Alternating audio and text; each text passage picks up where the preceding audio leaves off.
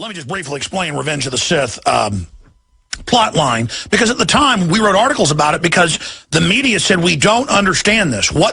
This makes no sense. The most popular of the three prequels. They made total sense. Emperor Palpatine was a little-known senator from Naboo, small planet. He finances terrorists to attack the planet.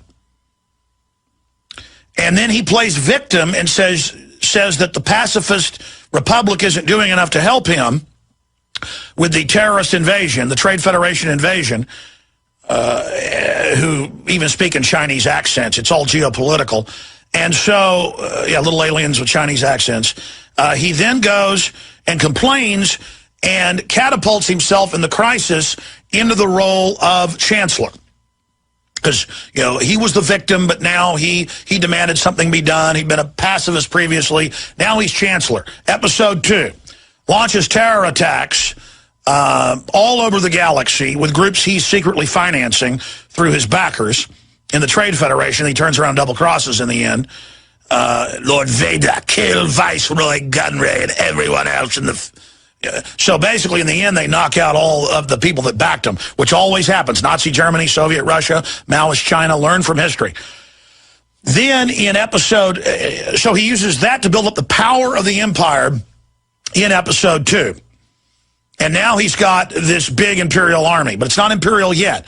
But it's the stormtroopers, the outfits, the weapon systems to counter this outside threat run by Count Dooku, the Osama bin Laden guy that actually works for him, and they meet in secret.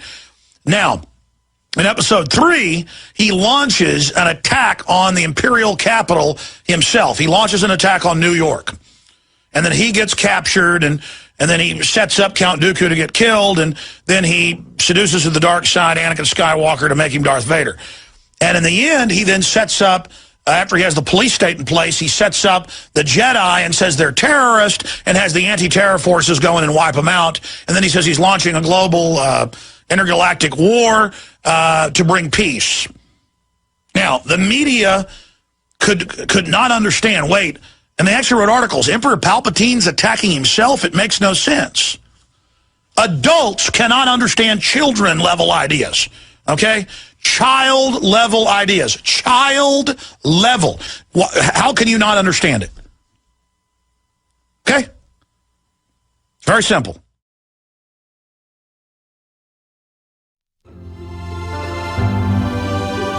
Life is a difficult process. Infinitely challenging, ultimately challenging, because it's bounded by death and insanity and all these terrible things that can befall people. You need to chart a course that makes the travel worthwhile.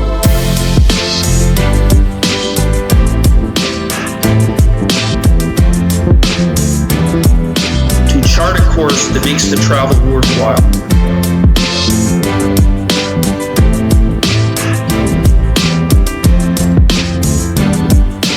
Chart a course that makes the travel worthwhile.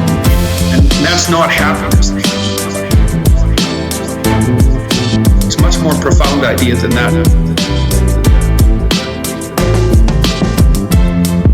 It's more like adventure,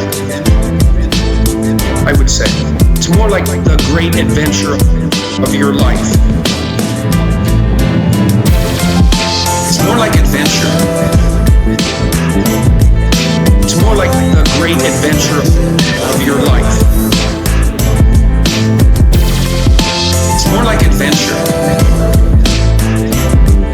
It's more like the great adventure of your life.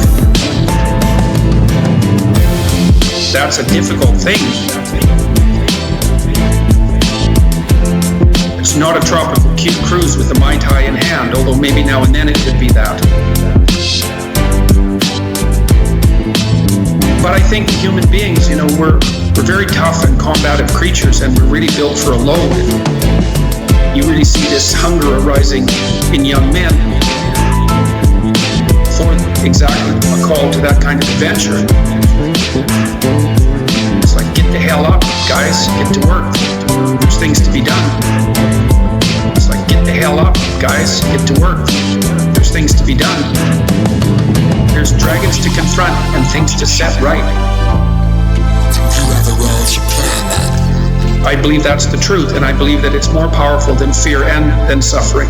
And that's saying a lot, because fear and suffering are real.